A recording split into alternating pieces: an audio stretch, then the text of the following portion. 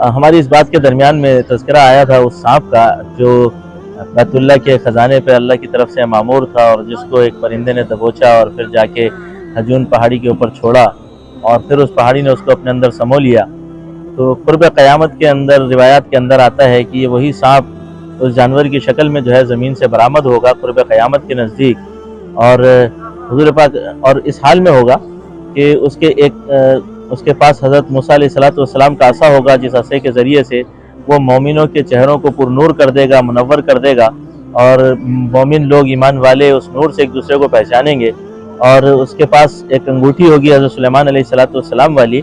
اور وہ کافروں کے چہروں پر وہ انگوٹھی لگائے گا، جس سے ان کے چہروں پہ سیاہ نشان ہو جائیں گے، اور وہ سیاہ نشان کے ذریعے کافر جو ہے وہ ایک دوسرے کو پہچانیں گے، یہاں تک کہ لوگ منور چہروں کی وجہ سے ایک دوسرے کو مومن کہیں گے، مومن کہہ کر پہچانیں گے، اور ان سیاہ نشان کی وجہ سے ایک دوسرے کو کافر کہہ کر پہچانیں گے اور کافر کہہ کر پکاریں گے۔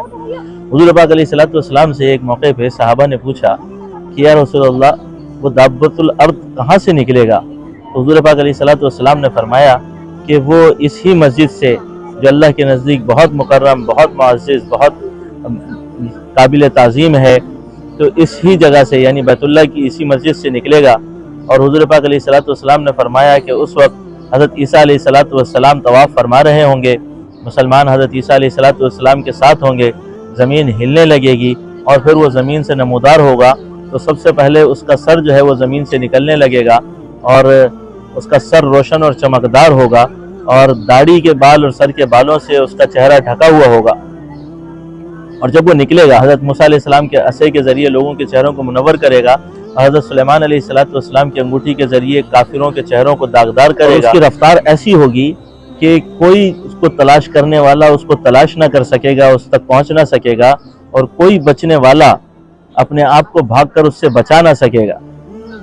اور ایک روایت میں آتا ہے کہ حضرت عبداللہ ابن عباس رضی اللہ تعالیٰ عنہ عمرہ فرما رہے تھے، یا حج کا موقع تھا، احرام کی حالت میں تھے صفا پہاڑی پر، تو صفا پہاڑی پر انہوں نے اپنی لاٹھی جو ہے وہ زور سے ماری، اور مارتے ہوئے کہنے لگے کہ اس پہاڑی کے اندر وہ جانور اب بھی میری اس لاٹھی مارنے کی آواز کو سن رہا ہے۔ اور حضرت عبداللہ ابن زبیر رضی اللہ تعالیٰ عنہ سے پوچھا گیا کہ آپ اس جانور کے بارے میں کیا کہتے ہیں کہ وہ کس شکل و صورت کا ہوگا؟ تو حضرت عبداللہ بن زبیر رضی اللہ تعالیٰ عنہ فرماتے ہیں کہ اس جانور کا سر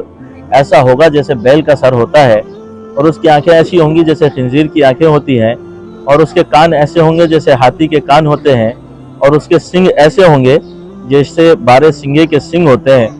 اور اس کا سینہ شیر کے سینے کی طرح ہوگا، اس کی کھال جو ہوگی وہ چیتے کی کھال کی طرح ہوگی، اور اس کے پیر جو ہوں گے وہ اونٹ کے پیروں کی طرح ہوں گے، اور اس کے ہر جوڑ کے درمیان یعنی جسم کے ہر جوڑ کے درمیان 12 گز کا فاصلہ ہوگا۔ تو ایسا وہ جانور قرب قیامت پہ نکلے گا، اور وہ ایمان والوں کو بھی تقسیم کر دے گا، اور ایمان والوں کے درمیان اور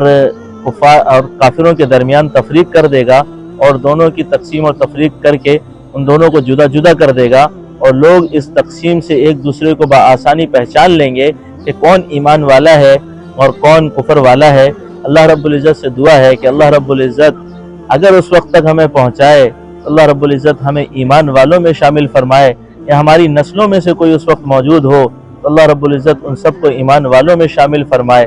آمین۔